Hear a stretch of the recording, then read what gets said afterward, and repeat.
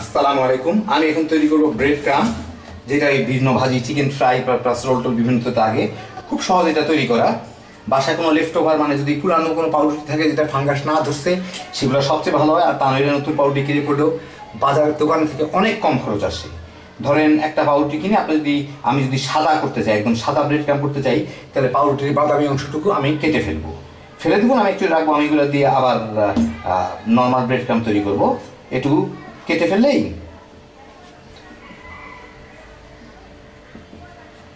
যেই সাদা অংশটা থাকবে এটাকে দিয়ে আমি সাদা ব্রেড ক্রাম তৈরি করব। আর যদি হোল পাউরুটি হয়, নর্মাল হয়, যেমন দুই পাশটায় যদি রাখি তাহলে একটু বাদামি হবে, দুইটার একই রকম কাজ করে। এই দেখেন আমি যেরকম বানায় রেখে দিই। হ্যাঁ, আমারটা আবার আপনাদের ব্রেড ক্রাম না, আমি একটু অশিক্ষিত লোক, তো সেজন্য আমারটা লেখা থাকে ব্রেড কিরাম, শিরাম। যাই হোক, আসেন দেখি পরবর্তীতে যাই।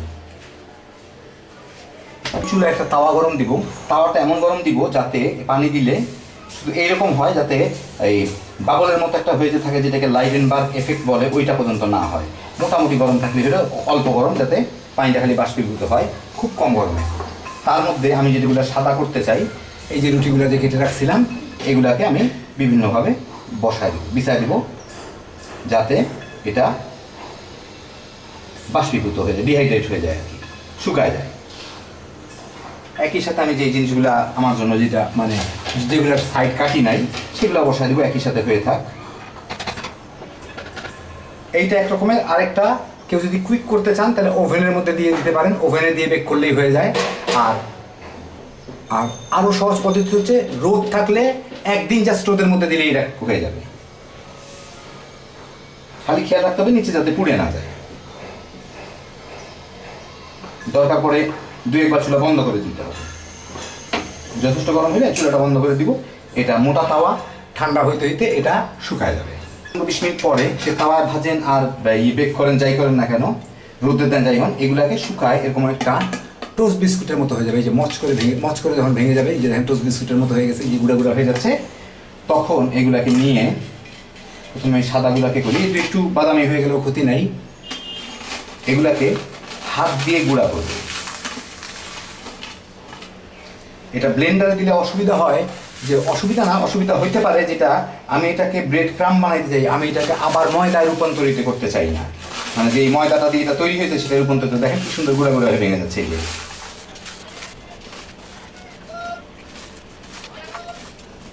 যে মাঝখানে যেটুকু একটু নরম আছে, ওইটাও কোনো অসুবিধা নেই, ওটাকে আমি আবার এটার উপর রেখে দেবো, তাওয়াটার উপরে, এমনি হয়ে যাবে, যেগুলো সমস্ত কিছু গুঁড়া হয়ে যাবে। এখন আমি যেটা করব সেটা হচ্ছে,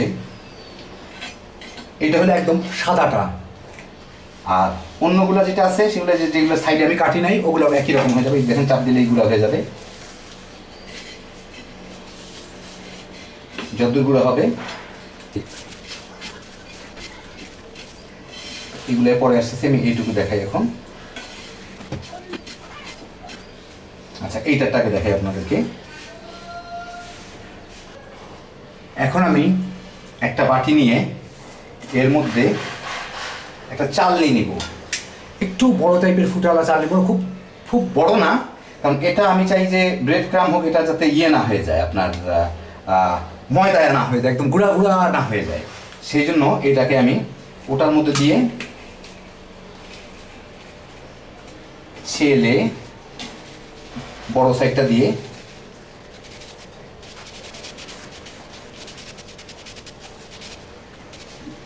যতদূর হলো নিলাম, বাকিটুকু রেখে এই দেখেন এইটা হয়ে গেল আমার সাদা ব্রেড ক্রাম। সুজির মতো, অনেকটা সুজির মতো, একদম যাতে গুঁড়া না হয়। আর বাকি যেটুকু আছে এটুকু আবার আমি গরম তাওয়াটার উপর রেখে আবার করে ছেলে নিব, অথবা বাইরে কতক্ষণ রাখলে এগুলো আবার শুকায় যাবে, বাস হয়ে গেল। তো দেখলেন কত সহজে তৈরি করে ফেলা যায় ব্রেড ক্রাম। এটা হচ্ছে সাদাটা, আর ঠিক এই জিনিসটা আমি এই একইভাবে করব।